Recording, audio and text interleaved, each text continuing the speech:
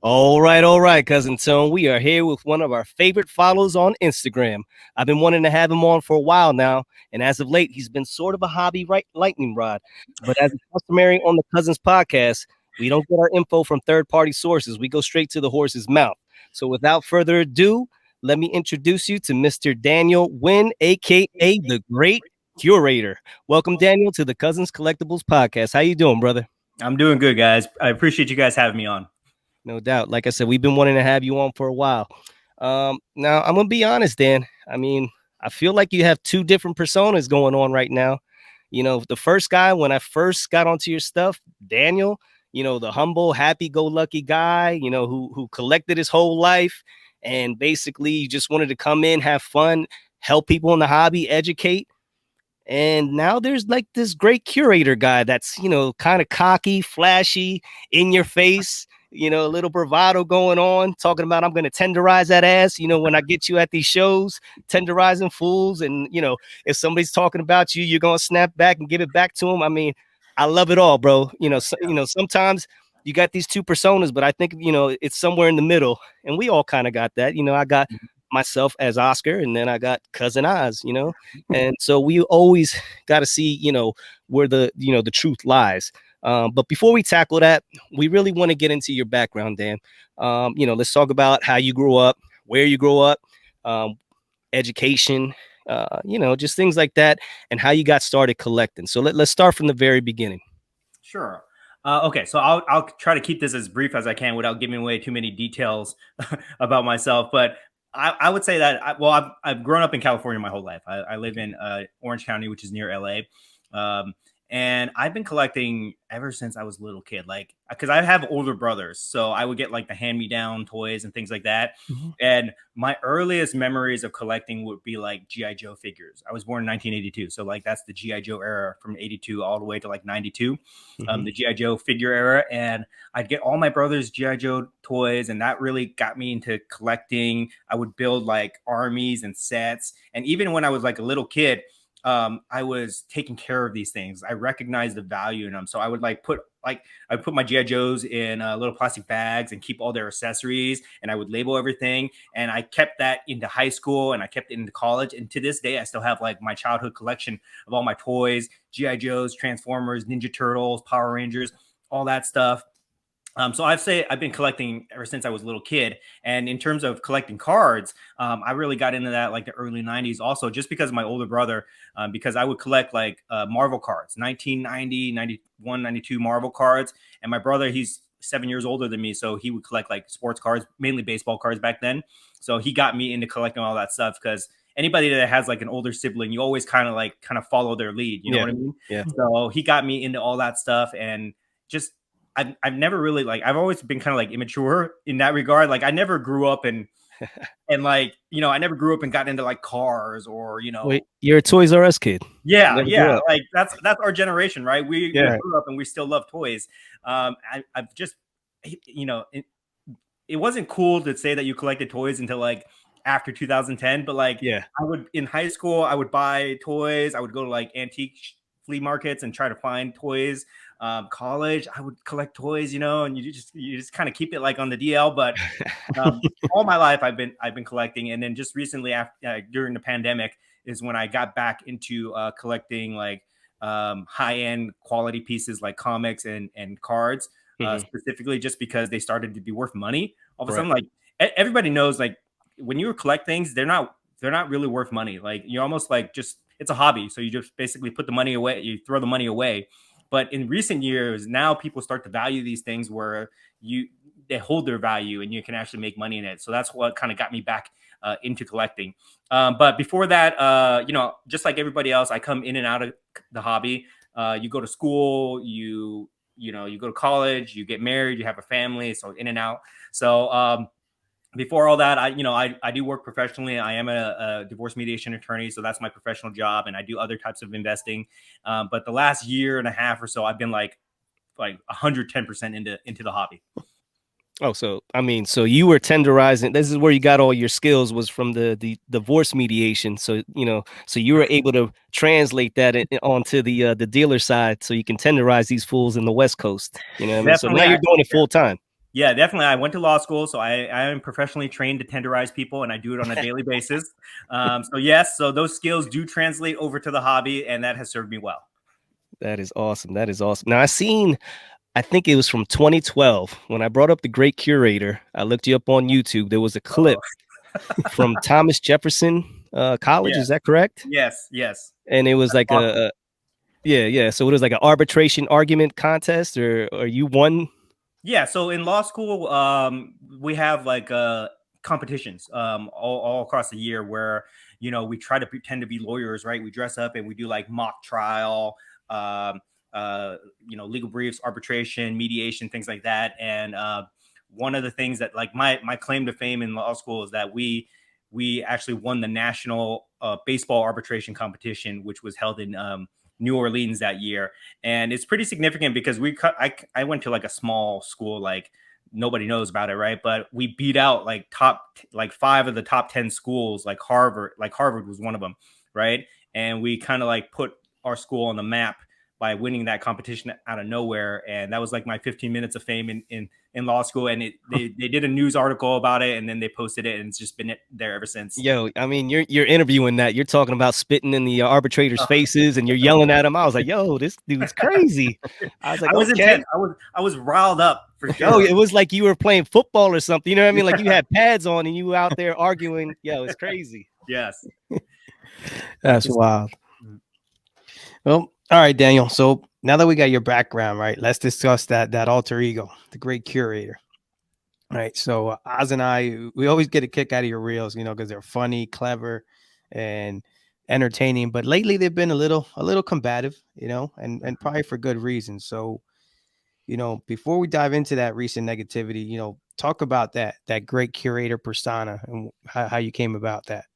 Okay. Well, I mean, I don't think that I have two personas. I think like Mhm, what you see from me is that's who I am.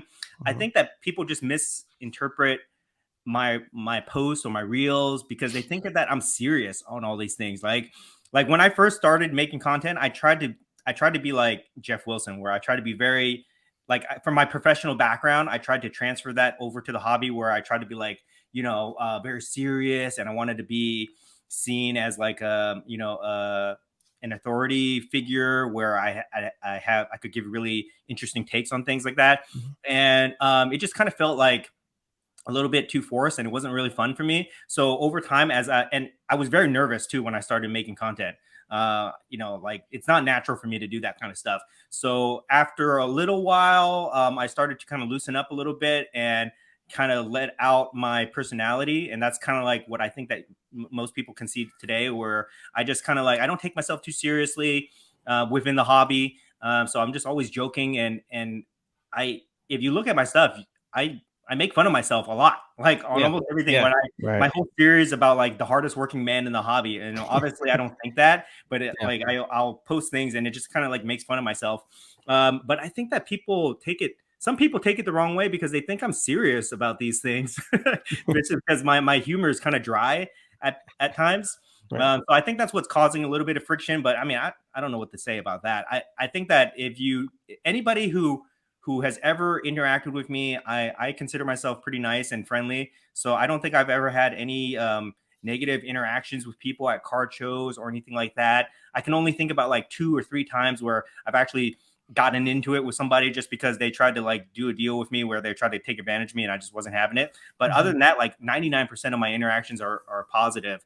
So I don't really think I come off as that, but like when like the tenderizing thing, for example, that's a word. Like I'm trying to make catchphrases that I think are funny, and tenderizing just like took off for some reason, and people love it. So I just use it every chance I get. So just things like that. If you look at me and you take me too seriously, then it's going to come off maybe as a little bit off putting. But within the hobby, I always tell people everything that we do within the hobby has to be fun. So we can't take each other too seriously. Otherwise, it's like why are we here? You know what I mean? Yeah, Yeah. yeah, for sure. And it's funny, guys. See some of your the one you just had where you were up in Canada. I think you had a show, and again, you talk about making fun of yourself. You show yourself standing there, nobody's at your table. You're holding a sign, basically you're like, somebody please come over here and buy something. I'm the Great Curator. Hello, does anybody know? So, Yeah, yeah, I mean, that ruffled some feathers too for some reason. So really, yeah, just a few. yeah. So, but yeah, that it's cool, and again, and Oz is going to get into the other side of this thing, but you know, I can just say that, you know, it's, I don't know, sometimes it's just, I think that's just a social media thing in general, and you know, maybe, and we can talk about it, but when you achieve a certain level, either of fame or followers or whatever, that just, for whatever reason, man, it's, instead of sitting back and being like, damn, how'd this guy get here? No, we're just gonna start, you know, chopping away and knocking down. So, you know, with that said, Oz, you know, take it from there, brother. Yeah, I mean, I want to get into some of the things that have been happening. Like I said, you've been sort of a lightning rod lately. So let's talk about it. Like, you've been getting some backlash. Like, when you first came out, what really attracted to me was, like I said, your dope ass reels. They were funny, and then you started showing these cards, dude. Like, you know, let's talk about real quick, you know, like your what you collect, your PC. I mean, for the people when they watch this on YouTube, just describe what you have behind you. It's I believe it's, you said what it was, the Marvel masterpieces. Yeah, this is a complete 1992 Marvel Masterpiece set that I had custom framed. So these are all individual cards framed up in here to make it look like an art piece. Jeez. And I know you have like tons of stuff. Like you said, you collected toys, you collect cards. How many uncut sheets did you say you had? I probably have like, I don't know, like 10 to 12, maybe up to 15. I just got 3 in the mail today. So I lost track, guys. Now, do you have those all? Do you have those all displayed throughout your house, or? Mainly everything's in my office right now. Like, I'm married, so I've been regulated to this single room here. So everything's all. I think we all have been. Yeah. Yeah, you know, but like I've got things like, I'll just give you guys a quick tour. You know, you can see like I've got, like, there's an uncut sheet right there. There's another uncut sheet right there. Yep. There's a couple that I just got in the mail today. Gotcha. So I kind of got them all over the place, and I got a bunch of other things in here. I lose track. So, I mean, a big thing for you is Marvel then. I mean, you said your brother collected those as well, and then you collected them. Like, so your whole life, you know, with comics and the cards, you've collected Marvel cards. That's just something you've always done. Yeah, everything. Like, I come from the nerd generation, you know, like I was telling you guys earlier, you know, Marvel, DC, G.I. Joe, Power Rangers, Ninja Turtles, all that stuff. You know, we love all that stuff. And I'm no different than anybody that grew up in the 80s and 90s, where, you know, that's my childhood. So naturally, when I started to, I collect all that stuff in the 90s, which I guarantee you most people did also, all that 90s Marvel stuff.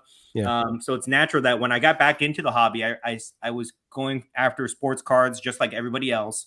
But after I kind of learned my lessons about what cards to buy and things like that, and I kind of adjusted my strategy, I really focused on things that brought me a lot of joy, you know. And not, I mean, I still collect sports cards. I collect Kobe's PC, you know, Lakers stuff, things like that. But when I shifted over to like anything that had to do with like my childhood nerd culture stuff, that's when I really hit my stride. And I gained a lot of traction from there, and I've never looked back since.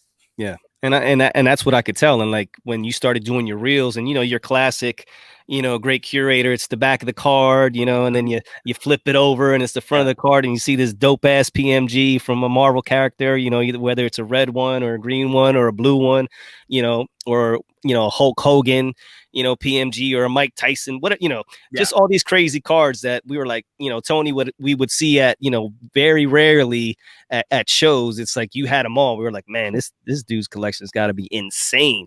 But you were on top of this stuff like before it all blew up.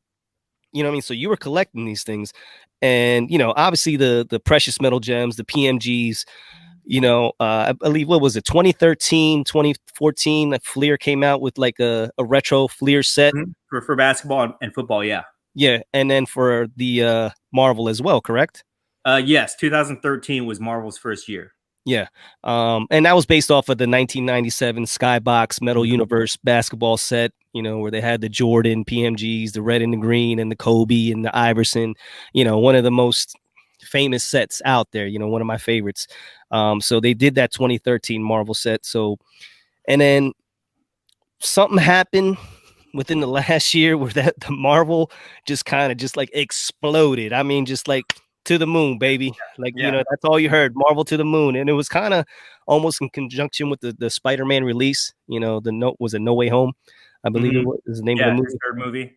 Yeah, and like right about that time, I believe there was a red Spider-Man PMG PSA 9 that I think sold for like a record of 72,000, something crazy. Talk to me about these cards. You've owned a bunch of them, you've sold a bunch of them. Like, when did you start? Did you just start collecting them before the whole craze and it just happened? Like, talk about how it all went down.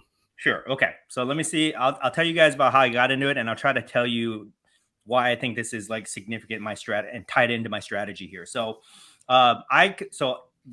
when was this? This was like earlier last year, right? I was just like everybody else. I was collecting all the modern sports cards, Prism, Select, all that stuff. I was just trying to play that game where I would collect guys, try to flip the cards, all that stuff, and it's very difficult because the market was going down at that time. So I was just thinking to myself, okay, I need to like narrow my search a little bit. I can't be buying all the stuff that everybody else is buying. And just right around that time, like probably like, I don't know, like March, April that year, there's this guy, his name's Spidey Hits. His name's Justin Spidey Hits. You should try to get him on your show if you can. Great guy to talk to. He does all Marvel stuff. For some reason, he just kind of reached out to me for some reason. I don't know why, but he reached out to me and asked me to like be on his show and talk about Marvel cards. And at that point, I was only collecting 1990s Marvel stuff, like the stuff that you see back here. I was only collecting that. I didn't know they had modern Marvel cards. I didn't know at all. So after I started talking to him, he starts educating me, and he's like, "Oh yeah, they still make Marvel cards. Like here's an example." And he pulled out a PMG of a Marvel card, and I was like, "Wait a second," because I know PMGs, right? Yeah, I didn't know they had Marvel PMGs, but I knew that they had sports PMGs, right? And anybody who knows the 97 set, that set is so expensive. Most of those cards are unattainable. Oh, yeah. So I was like, wait a second, that's cool. Okay. So he kind of just introduced me to it, and he sent me down this rabbit hole where I started researching it. And I was like, oh my gosh, they have all my favorite characters. Look at these cards designs. They're beautiful. They have all these years that they've made from 2013 up until present time.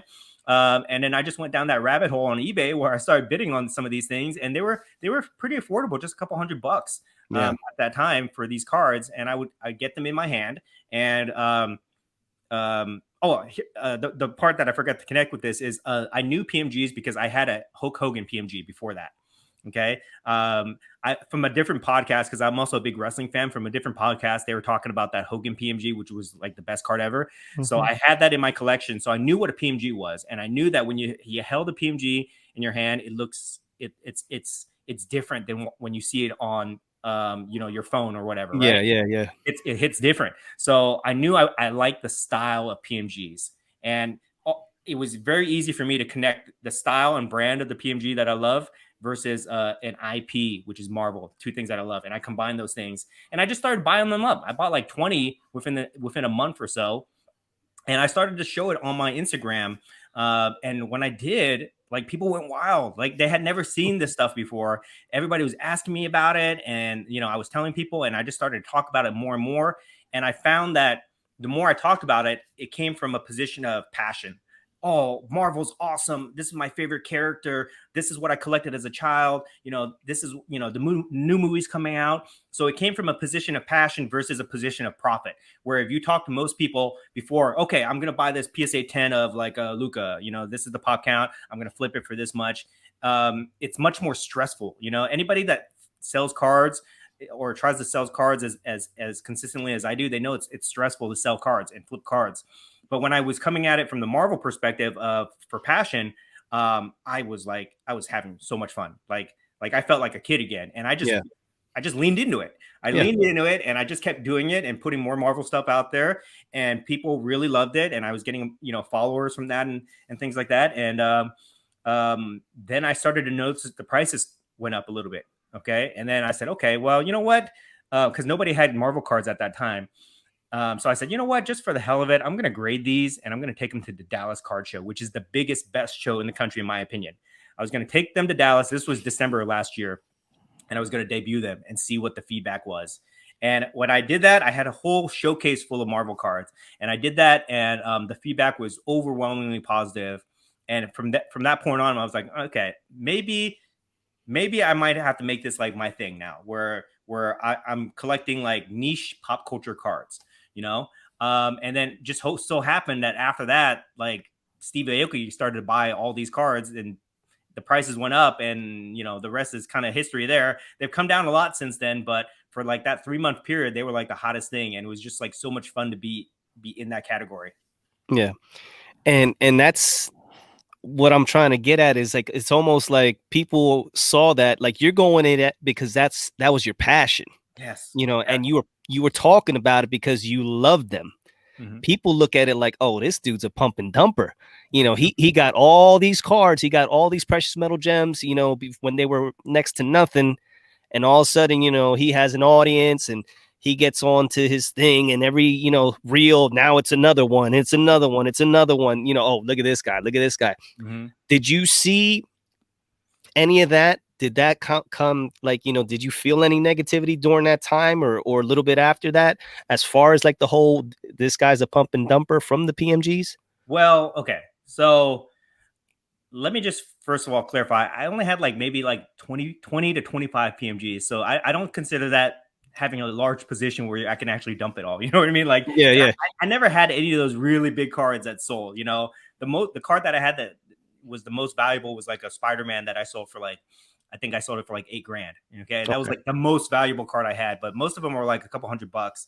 And you know what it is, Dan? It's like you have this reel, you know what I mean? And it's like you show you these showcase, and it's like 2-3 showcases, and it looks like you got like thousands of Marvel cards. It's like, oh, this dude's crazy, you know, you got all these so, and it, you know, but that's perception. Perception becomes reality. Yeah. So I didn't have any issues with it until there started to be like record sales on Golden and stuff. And then started some people like were started to attack me. Like one person in particular started to make videos and attacking me and saying that I was like pumping up this market and I was getting ready to dump it, and I was leading people down this path. And I took offense to that, to be honest, because I feel like it's like I think they, you know, it was just weird. Like, I'm trying to like tell people about cards that I love to collect, okay? And I'm sharing that passion with other people, and they're loving it, right? And we're having great conversations, we're hanging out, we're doing lives every week, you know, and then suddenly you get this small group of people that come in and just try to like be a buzzkill and rain on everybody's parade. And they started attacking us. And at first I felt like defensive about it. Like, no, I'm not a pumper and dumper. This is ridiculous. And I was like I found myself in a position where I had to defend the Marvel collector community. It was almost like, you can't collect Marvel cards because they're worthless. You got to go collect Prism based cards or Prism silver cards, because that will be okay for you to talk about and show off, but you can't show off anything else because you're just pumping dumping. And I took offense to that because I was just like felt like anything that was different, you know, towards what was the status quo at that time was kind of looked down upon. Yeah. So instead of like kind of taking a step back, I like doubled down on I doubled down on the content, and I just started making more and more and more, and it just riled a lot of people. It just riled a small group of people up. Okay, I don't want to give these people too much credit because it's just a small group of people, like a handful of people that are just very loud, and it just riled them up a little bit more. But after thinking about it for a while, I realized that the problem with them is that they're coming from a different perspective. Okay. The disconnect between us, like I just told you, I'm coming from a place of passion. If you watch my content, if you see my room, you see my collection, you know, it all comes from a place of a passion base, right? Where I collect things that I love and I try to share that with the community.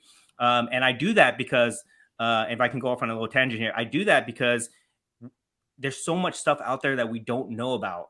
So, you know, it's only natural that you get something and you want to share it with people. And if it's cool and you've never seen it before, people will like it, right? That's what I do with most of my things. All the cards that I have, they were out there before I bought it, right? I wasn't the first person to buy it. Right. I was just the first person to show it off to a large group of people. And once those people saw that these things exist, they wanted to collect it too, right? So that's like the passionate basis from it. These other people that like try to accuse me and other content creators out there of pumping and dumping, I think they come from a position of like a perspective of profit. Like everything I buy, I have to make money on it. If I don't make money on it, then it's a failure. It's not a success, and you shouldn't be talking about that because I don't believe that has value, right? And we're having two different conversations here, and I think that's what the disconnect is. So I just like started telling these people like, look, we collect this stuff because we love it, right? And it's not because we're trying to flip it or anything like that. If the value of it rises, then yes, it's okay for people to take profit depending on, you know, how, when they got in and things like that. But stop having these conversations where the only thing that I buy is only because I want to flip it and make money. It's not about that. And I think that's what's causing a lot of conflict in the hobby right now. And, you know, I thought about this a lot too, and I want to get your guys' perspective on this, but I think that the problem is that the attitude in the last 2 years or so in the hobby was profit. We all got back in the hobby to make money because these cards that we collected as kids suddenly became very valuable. So we measured our success based on how much money we can make. And a lot of people made a lot of money, right? And that's great to do it when the market's going up like it was. Yeah. But what happens when the market goes down like it has the last year where it has corrected, right? Suddenly one of the main reasons I started making content is when the market was going down, so many people were making these videos about, oh, the market's crashing, you should get out now, gloom and doom and all this stuff. And I've been invested in different markets before. I know that markets go up and markets go down. So I started trying to make videos about like to educate people, to let them know that we just got to write it out. Everything will be okay. Make adjustments, right? And you know, when the market's going up, it's okay to be profit first. But when the market goes down, what do? Right? Do we all just stop collecting cards? You know? So I kind of like in the last recent couple months, I've kind of like leaned towards this mission, this goal to kind of redefine what it is to be successful in the hobby. Is it flipping and making as much money, or is it an escape from the messed up world that we live in and having fun and having connections with people, you know? And that's just something that I've really been trying to push a lot lately. And a lot of these guys that are making this negative content out there, they're still stuck in that 2020 mindset where everything has to be about making profit. But for me, I'm in this game like full time now. I can tell you, like, if you go with passion first, you collect what you like, you can still make money, you can still flip and do all that stuff, but it gets a lot easier when you're buying things that you know and you love versus you're buying things that you're trying to make a dollar on. You know what I mean? Yeah. I mean, preach, brother, preach, because that's exactly what Tony and I talk about all the time. It's like, you know, it gets redundant and people are like, that's horse shit, you know, excuse my language, but, you know, collect what you love. It really, you know, because if the market's going down and you have this collection of stuff that you bought just to go ahead and try to, you know, maybe if I get this Luka card or this Jokic card or,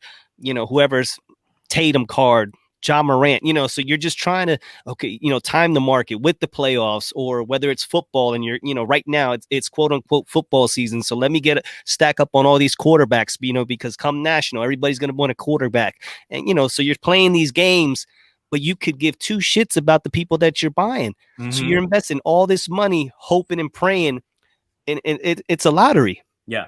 You know, it's a gamble, and you have no investment in this product. Now, if you do not sell this product, or the people that you invested in don't do well, now you're stuck with stuff you don't like. You don't love it. Now it becomes stressful. Now it's like, damn, what did I do? Now you're pulling out your hair. Yeah, dude. I sat on a lot of inventory that I looked at it. I was like, why did I buy this? You know, I don't even like this guy, and it made me sick. And, you know, and I feel like a lot of people find themselves in that situation where they just have inventory that they don't want, and then they dump it, right? And they lose money. They take a loss on it. But if you, like you're just saying, if you collect things that you love, you don't mind holding on to it because you can admire it. You get value from ownership, pride of ownership on these things. And when you're ready to let it go, you can let it go at that point. And that's something that a lot of people don't think about because we never talk about it. The additional value that you get from owning something and the joy that you get from it. You know what I mean? And I think that's something that we need to highlight because the hobby is based off of collectibles. I always tell people, like, our cards are like, to us, they're everything, right? To us, we'll pay thousands of dollars for these things. But outside of the hobby context, most people like don't care about these things. They're worthless. You can't take your collection to a bank and get a loan on it. You can't go to the store and trade your cards for other things that you need, right? At Target or whatever. Like, they're worthless to 99% of the people. But But within the hobby, we will value these things, but we have to tell people that it's okay to value the enjoyment that we get from it. Okay. It's not all about like how much can you flip it, how much percentage you can make on it, what's the ROI. We have to value the experience of collecting, and the value that we get from owning it too.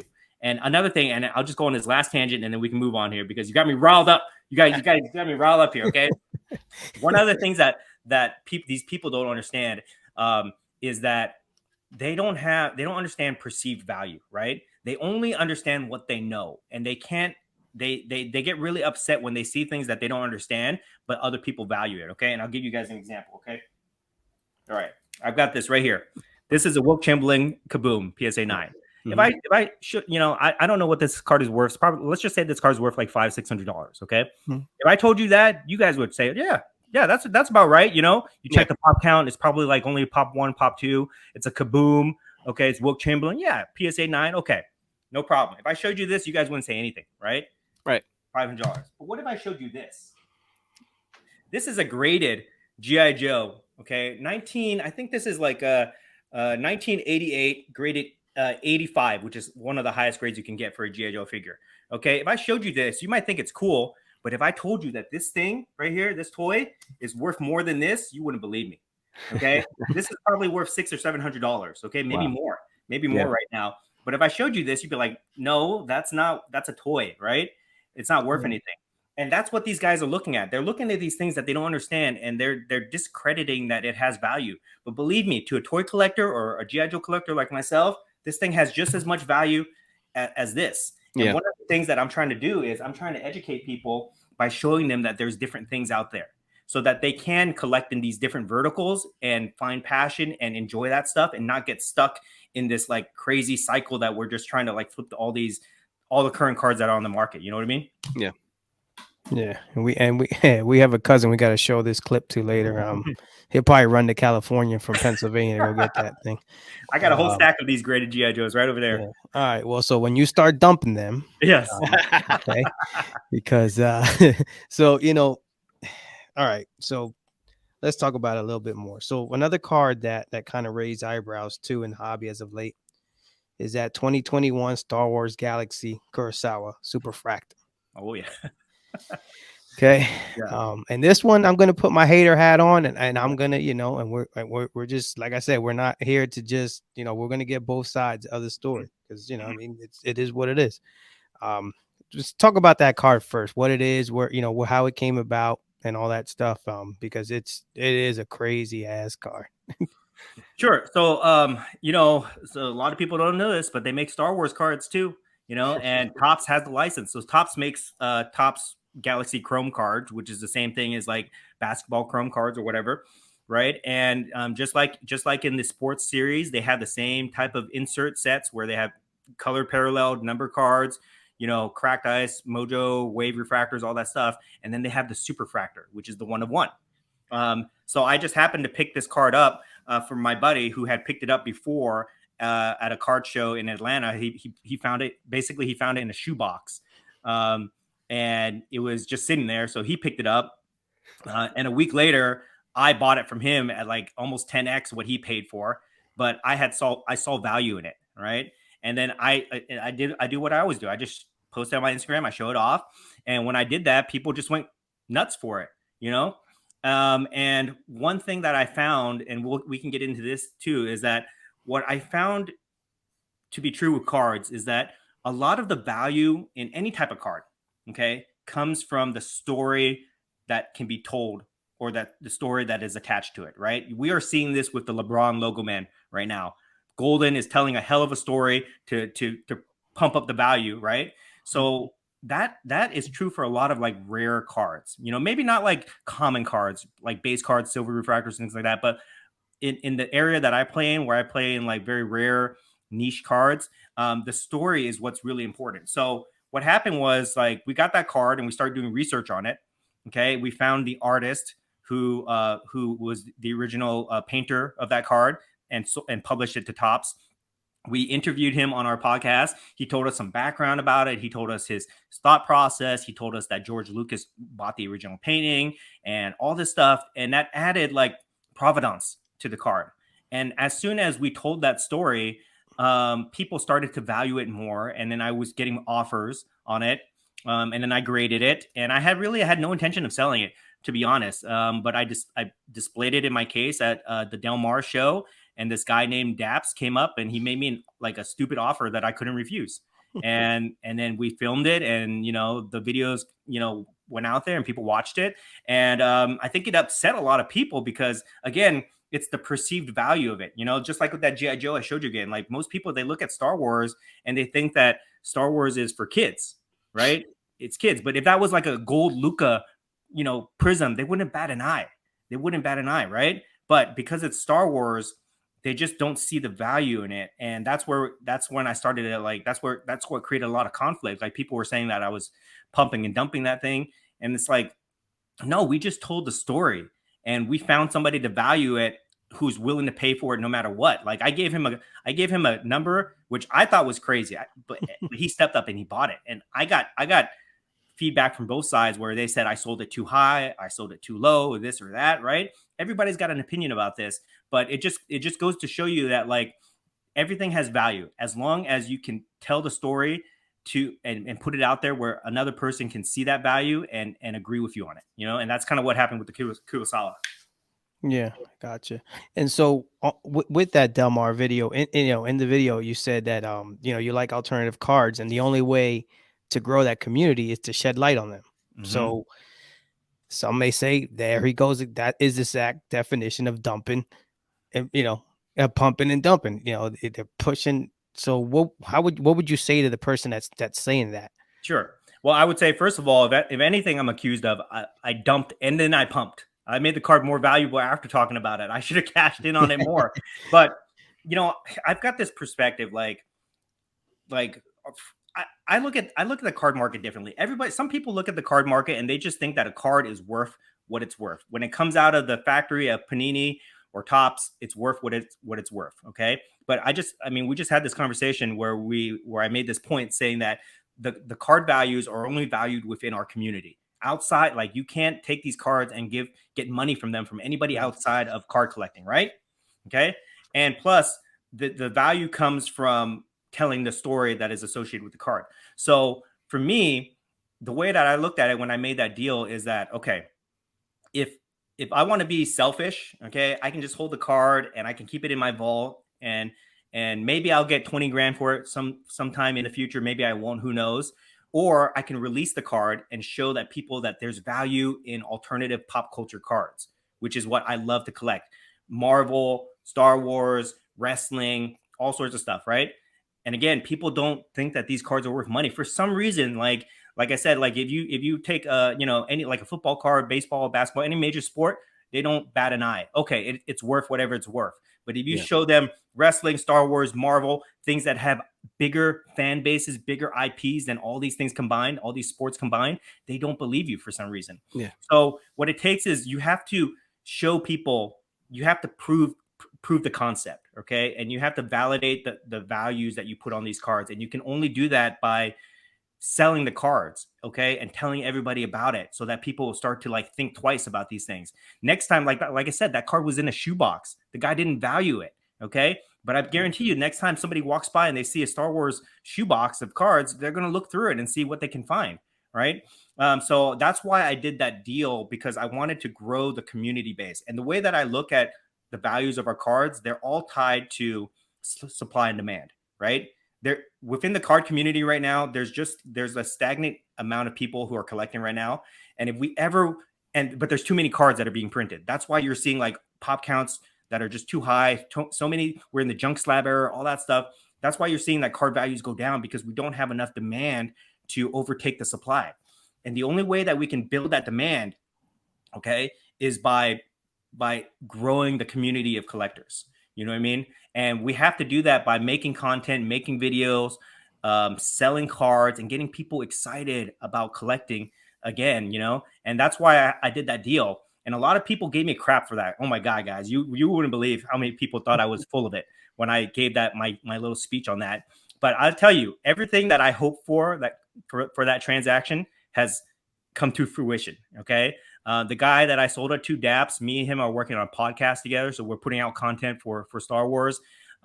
So many people have come up to me and thanked me for making that sale because it allowed them to raise the price on their cards, which they cashed out on because they had low cost basis. And then they moved that money into different cards, and it just grows the community.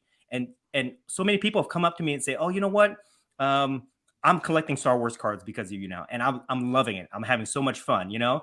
So everything that I hoped for has started to come true from that deal. So I don't regret that at all, because I think that's what it takes, you know, to build it. If we want to if we want to grow, if we want our cards to be worth money, guys, we need to grow the community. And that's what people don't understand. Like, they want to keep it close knit, and, you know, they want to like be gatekeepers for a lot of people to not come in and things like that. But no, we need to grow it. Otherwise, all that supply that's out there right now, it's going to overtake us, and it's going to be the junk era again. Right. And one more from the haterade section. Okay. So, you know, now we're talking Star Wars. So what happened to the Marvel PMGs? Is that content going to stop? Or is every time I'm going to pull up the Great Curator, I'm going to see Star Wars, Okay. Star Wars, All right. Star Wars? Okay, so here's my answer to that. All right. Is there anybody that collects one sport and in the off season they just still collect this sport? Like you mentioned earlier, right? Like when is it football? Is it time to buy football now? When football season starts, do you keep buying it? Do you buy everything the whole year? Right? No. Right? Same thing with pop culture alternative cards. Like, the Marvel market was red hot. Okay. You play in that market till you can. Now it's come down a little bit or whatever. Now we move to the next thing. It's cyclical, right? So it's the same thing. Like, for me as a collector, like, there's only so many PMGs out there, guys. There's like maybe 50 different types of PMGs that I would be interested in that I have most of already. So naturally, I'm going to move to the next thing that interests me, Star Wars. And then after Star Wars, I'm going to move to wrestling. I'll give you guys my playbook. It'll be Marvel, it'll be Star Wars, it'll be wrestling, then maybe something else, some other alternative thing, you know, Teenage Mutant Ninja Turtles, G.I. Joe, or sports or whatever, right? You collect until your interest kind of dies down a little bit, then you go to something else. So it's not that we're like not interested. I still have all my Marvel stuff, you know, but I just go to the thing that I have the most fun with at that time. And right now it's Star Wars, you know. And here's another thing that a lot of people don't realize is that for me, I'm a true collector, but I go to shows like twice a month, if not more.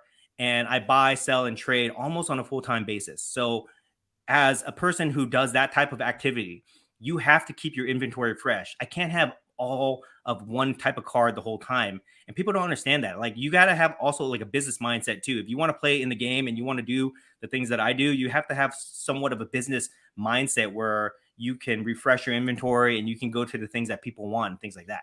Okay. So that's what I'll say about that. Okay. You understand, look at it through a business lens. Okay. Where, you know, you can't get mad at somebody for chasing something, right? In terms of if that's what they do. But the other thing I want to talk about is how, like, it's not okay to pump your cards, right? You know what I mean? And this is something that I'll go back on when I was talking about, like, when people would accuse me of pumping and dumping. Like, pumping and dumping in the context of cards, I just don't think it applies. Okay. Pumping and dumping is a term that people apply to like stocks or crypto and NFTs, where basically you can have a very large position in any type of item. Okay. That's not worth a lot of money. Then you build the hype around it, you raise it, and then you just cash out on all your position. Okay. And then you bring it down. That doesn't really apply to cards, I believe, because most people don't have large positions. You know, even with me, in the PMG market, I only had at one time I had like maybe 20, 25 PMG cards, when there's like hundreds of them out there of different characters and different, you know, I don't have like a large position. So not many people are at our level can really do a proper pump and dump. You know, only people in like the highest level who have large positions in these cards can do it, but it really doesn't happen. Okay. And most of my cards, like right now, most of my cards are very niche and they're almost one of one. So you can't really pump and dump. So that doesn't really apply in the context of cards, I believe. Okay. But what these people are doing is they're putting a negative spin on that term, and they're almost like shaming people when they show off their cards. Okay. Since when did it become a bad thing to share your collection with people, right? When I was growing up, we didn't have social media. one of the things that made me happy was when people would come to my house and they see my collection displayed and they're like, "Oh, you collect? What is that?" And I would get to show it off, right? It's a pride of ownership. Like you guys probably know, right? Before social media, nobody, the only time you ever get to show off your collection is when people come to your house and you show them and you let them see it and they can appreciate it. But one of the great things that's happened is that with Instagram is we've created a collector community where we can show our things off instantly to hundreds of millions of people, right?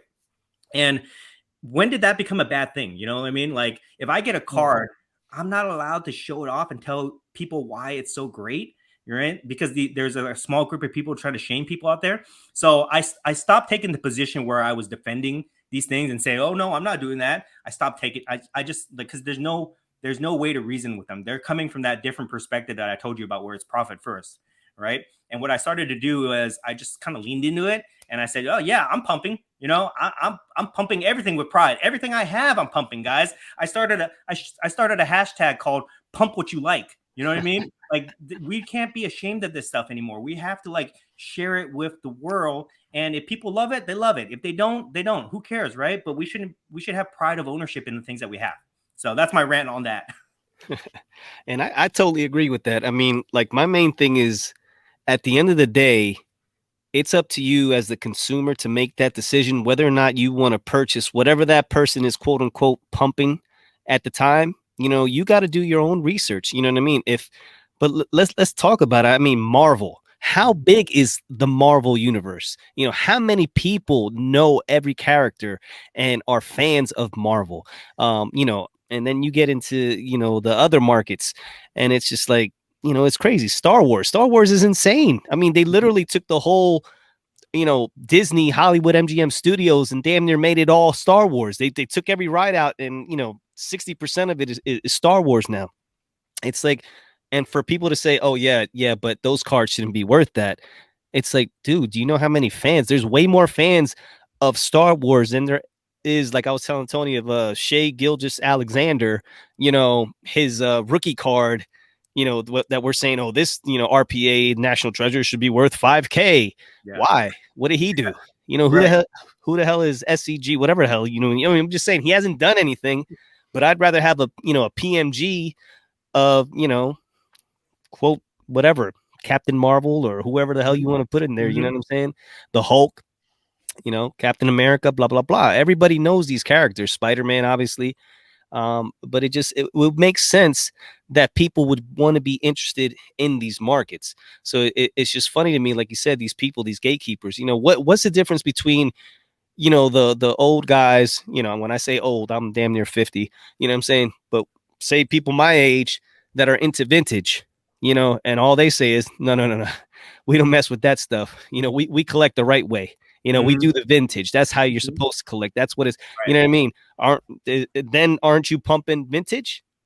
You could flip it around, because then those guys, all they do, we're doing it the right way. So now you're pumping vintage. So it's kind of like almost a catch-22 in the hobby. So like, it's a real fine line. What are we talking about here? And I'll add to that point too. I think that's a really good point where people like try to like segregate the hobby in different areas: vintage, modern, sports, pop culture. Guys, it's okay to like here's the thing. We recognize the value in the form of the collectible. I call that the form of collectible, which is a card, right? If this was I don't know, a poster, maybe we wouldn't care, right? But we recognize this as a card. It's collectible. We love it. The subject matter is different, right? It could be Wilt Chamberlain, it could be basketball, baseball, football, whatever. But we all collect cards, so we can recognize the value. We can recognize the value in a vintage card versus a modern card versus a pop culture card versus whatever, right? It's okay to switch things. You don't have to be pigeonholed in one category. It's more fun if we go from category to category. You can collect all the sports, you can collect all the alternative stuff, you can go to vintage, you can go to modern, you can go to whatever, pre-war cards, all that crap, right? You can collect everything, and it's okay to do that. That's how we grow each community. We don't have to be like, this is it, okay? Don't collect anything else, because I think that's when things get stale, and that's when people will leave the hobby and things like that. So if we can just kind of like adopt this mindset where all cards have value, okay, to the person who collects it. All cards have value. And it's okay to switch in and out. It's okay to collect Marvel cards and basketball cards. It's okay to collect Star Wars and football cards, you know, because most people do. Most people are fans of sports and they're fans of like Marvel, Star Wars, wrestling, all that stuff, you know, and it's okay. And that's what we have to tell these people. And another thing I'm going to highlight here, I'm going to go off on a little bit of a rant here, so forgive me, guys. But a lot of these people that are saying these things, don't buy this, don't buy that, to me, they don't have credibility because they're not collectors. They're not real collectors. If you go and you look these people up, they don't post mail days. They don't post vlogs. They don't post things that they like to buy. They just, all they talk about is just like, this is what they hate about the hobby. And it just baffles my mind because I got into the hobby as an escape, because I got into hobby. If I can just kind of tell you guys the story, I got into hobby right when the elections were happening. And anybody that would paid attention to anything in the country at that time, you knew every day it's like, oh my God, this bad thing happened. Oh my God, you know, this person's talking, you know, about this person. And it's just like so divided, so hateful. It was stressing me out a lot because I was trying to be like a responsible adult and try to like understand what's happening in current events and stuff like that. And every day I turned on the news, stressing me out. Yeah. So I just started collecting, and I fell back into that collecting mindset where I felt like a kid again. And I was like so happy. I felt like I was 12 years old again. And that's what the hobby is supposed to be. It's an escape from the messed up world. We don't need to be here. We don't need to be in a hobby. We all, if you're trying to make money, you can go invest in stocks, real estate. You'll make more money. Believe me. Okay. Go invest in those things, a lot safer. But we don't need to be in the hobby if it doesn't bring us joy.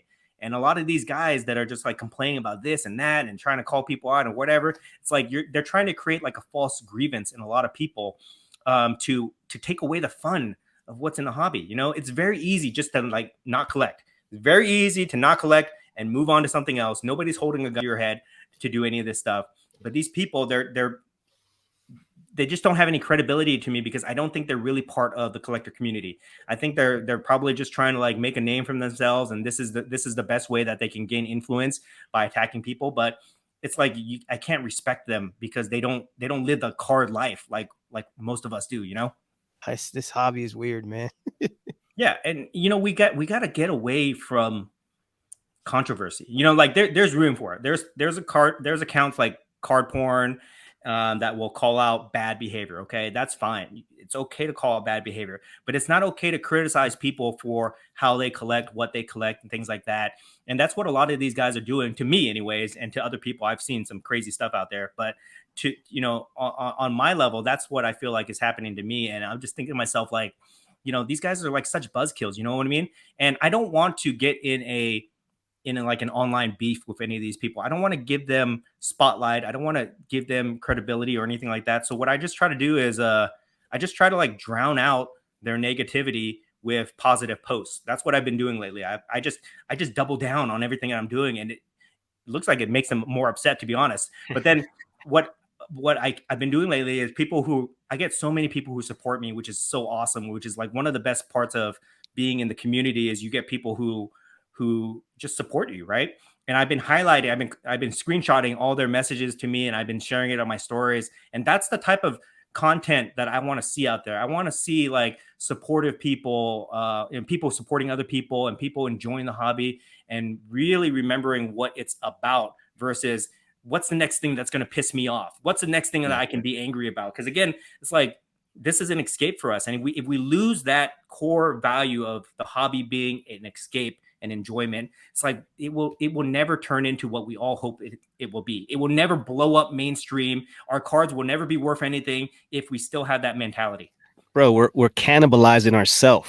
You know, these people don't realize exactly what the hell they're doing when, you know, they think they're clever, they think they're funny, they think they're calling somebody out, they're trying to get that attention, but all you're doing is screwing up what we're trying to build, you know. And like you're saying, in order for this thing to succeed, we have to grow the hobby. How do we grow the hobby? We bring in these alternative markets. You know, it's just, you know, there's some people, once the people come in, you know, they start with the Star Wars, they start with the Marvel, they come in, you know, oh man, those vintage cards are pretty cool. Those tobacco cards, I like those, you know, the 1952 Mana. Oh, let me check that out.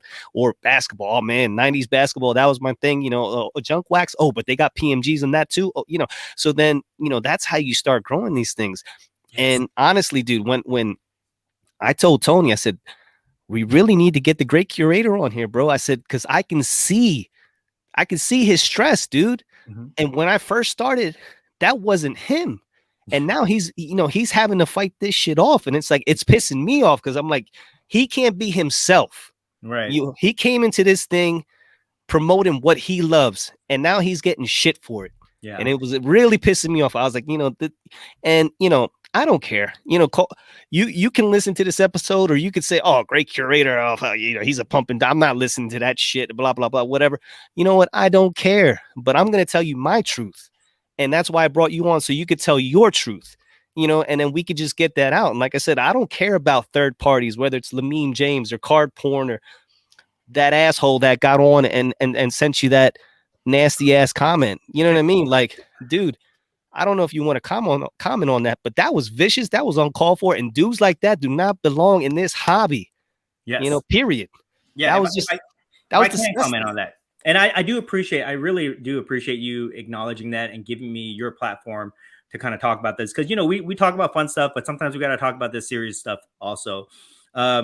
It's like, if I'm, like as I grow, everybody tells me to just kind of like ignore these comments, but I'm human just like anybody else. If somebody like insults me, my feelings are going to get hurt. And it gets to a point where I almost feel like, fuck it, I don't want to do this anymore. Right. Yeah, but I also feel like I've gotten to a point where I have so many people who support me that I almost have like an obligation to be a shield for a lot of these people. If I'm not there to show off these cards and I'm not there to tell people this is why I love to collect it and this is why it's cool, then maybe these other people that don't have a platform like me might be discouraged or might be embarrassed. And I say this because I've gotten some messages where people have messaged me and tell me that, they're thinking twice about posting this card, this Marvel card or this Star Wars cards, because they don't want to get like shit for it from all these people. And that makes me sad, right? Because that's when I started really leaning into this pump what you love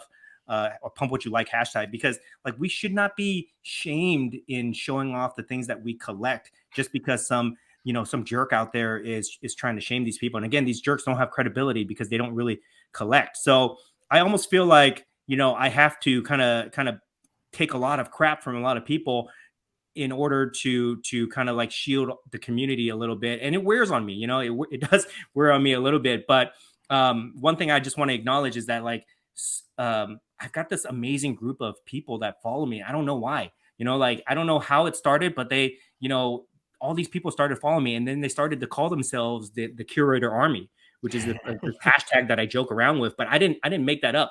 These people started calling themselves that. And it just fueled me to kind of like double down on the things that I'm putting out there, just to kind of like be that pillar for people to kind of attach themselves to, so that they can really enjoy the hobby the way that I enjoy it, so that's just a really cool thing that I like. And it does wear on you a little bit, but again, I think it's one thing I want to kind of highlight about it is that like I posted these comments, this comment that I got, this really nasty comment. It's like we have to tell people that kind of behavior is not okay. When I first started this, and I even had this in a lot of my videos of the conduct that we have to hold ourselves accountable to, where we have to be like gentlemen investors. That's kind of like one of the early messages that I tried to put out there, is that we have to, conduct ourselves accordingly within the hobby. We can't just be nasty with each other. We can't say everything that we want. We can't bring all the messed up craziness that happens outside of the hobby, all that stuff. You guys know what I'm talking about? All the divisive issues out there. We can't bring that attitude into the hobby and let these people say whatever they want. I mean, free speech and all that stuff, but you can't just be a jerk to people. If you're a jerk, just get out. That's what I want to tell people. And a lot of these content creators that are fostering this attitude with people, I think they need to take accountability for that, because it's going to get out of hand, and we don't want that kind of toxic environment in the hobby. Because again, guys, it's not going to help the community grow if there's like people, using, being racist or being homophobic or whatever, right? We can't have bullies in the hobby. So that's something that I'm really trying to like fight right now. That type of behavior, that type of attitude, and just trying to call that out. Yeah, it's definitely, like, I agree 1,000%. I don't give a crap what you're doing, but you just, I mean, that the comment you received was just ignorant, stupid, and just there's absolutely no place for that. And what's nice is we already covered half the page there on everything. So that that's awesome. We don't have to rehash all that stuff. But let's talk about Sad Pele. Okay. Okay. Yes. Because as we're nearing the end of the show, that's typically when Sad Pele comes out, and we're coming down the home stretch here. Okay. So just how'd you come up with that, and just talk about that? Okay, so Sad Pele came from my friend who I set up with at all my tables. His name's Brian, known as Sunday League Investor. He had this Pele card, and apparently there's a series. I think it's 1964. There's a series of like basically all these like candid photos of Pele during his life, right? And one of them was that card where he's like leaning down, all sad. And I looked at the card. I was like, "What is that? What's that card called?" And it's like in Spanish or something like that. So we didn't know what it was called. So I was just like, "Wow, he looks sad. That's like Sad Pele, right?" And he had this card, and I said, "Hey, can you sell that card to me?" And he's like, it's like too much money for me, right? So whatever. And it just happened that I found another copy of that card myself a couple weeks later. And so when I got a hold of it, I just started calling it Sad Pele, and I just started making these funny memes about it, and people really liked it for some reason. They enjoyed it, and it took off, and it became like something that I start doing at all the card shows now. But again, it's just like me having fun, me just being a goofball, having fun, and attaching a story to a card. And now people have been trying to buy that card off of me, but I can't sell it because it's the only priceless. one. It's priceless. Yeah, it's the only one of 2 copies that have been graded that I know of to exist. So I'm not ready to let it go yet, unless somebody gives me some stupid number for it. But I'm just having fun with it, and I just do that with a lot of my cards. I just want to share it with everybody, and hopefully it elicits some type of emotion where they laugh, they think it's cool, they cry, whatever. It's just that's what making content is, just having fun with it and getting people to react. Gotcha. And so Dan, our show, it's kind of aimed at that newer collector, tips, tricks, stuff like that we've learned along the way. And I want to say I'm happy that you came on, because the term, like we said, pump and dump, or guys who manipulate markets, that is something that newer people are going to come across. They're not going to know this guy's cool on whatever, Instagram or Twitter or whatever, any kind of thing. I'm going to do in it and everything that he says, because this guy walks on water. So, I mean, it's cool that you came on here, because now hopefully somebody out there who's newer in the hobby is going to be a little more aware of, what, like I said, I got to go do my homework. I can't just take everything somebody says online as gospel. And so, like I said, hopefully that's something that resonates to a newer collector. All right. So Oz, take us home, brother. Yeah, brother. So we're going to finish this like we always do. But before we get into that, I just wanted to say, listen, this hobby, it's all narratives. It's all opinions. It's all, I think this player is better than this player, or this card is better than this card, or this set is better than this set. So it's all opinions. So when somebody comes with a different opinion about something totally different, a brand new market that you're not familiar with, that doesn't mean it's worthless. You know what I mean? It's just something new that you got to do some homework on. And that person that is talking about this, before you go ahead and start bashing them or talking smack about them, maybe get to know them first, do your homework, and see. It really is all narratives. Now, for, like Tony was saying, for the people that are coming in new, Dan, what advice would you give them, in order to, when you first started? I mean, your videos were all about helping people out, educating them, and, you had your investment strategies. So for those people coming in, what advice would you give them to be successful in the hobby? Sure. Okay. And I've learned this. My strategy when I first came into the hobby has evolved to where it is now, for sure. And that will happen with everybody, right? You go in thinking that you're going to have a strategy, and you have to adapt to it. That's one of the most important things. You must adapt, because the market changes weekly, monthly, so the card game is hard, guys. Okay. It's not easy. It's not easy money. If you want to make money, go invest in stocks and real estate. Much easier. If you want to be in cards, you have to love the card market, love the card game to be in it, but you got to be able to adapt. Okay. So here's my best advice. Okay. You have to just collect what you like. That is the most important thing. Do not do not measure your success based off of how much money you make. Measure your success based off of how much enjoyment you get from collecting, the process, the hobby, everything. And if you do that, believe me, you will find a lot more success than if you're just chasing an ROI on it. Okay. That is the most important thing that I tell everybody is just collect what you like, pump what you like, just be involved in the whole process of collecting. And all you got to do is if you find something that you value, all you got to do is just find somebody else that values it the same way you do. You don't have to worry about comps. You don't have to worry about all that, the market shifting up and down or anything like that. You just find something that you love, and then somebody else will love it too. And if you make a profit on it, great. If not, at least you have something you love. And if you follow that strategy instead of trying to chase the dollar, then you're going to have a lot more fun, and it's going to be a lot less stressful than a lot of those people that go in and tell you to buy this or that for this amount of profit.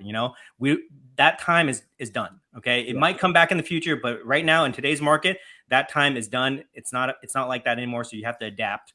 And then the other thing I'll say too, is that a lot of these guys will tell you that, a lot of these haters out there will try to accuse people of this and that.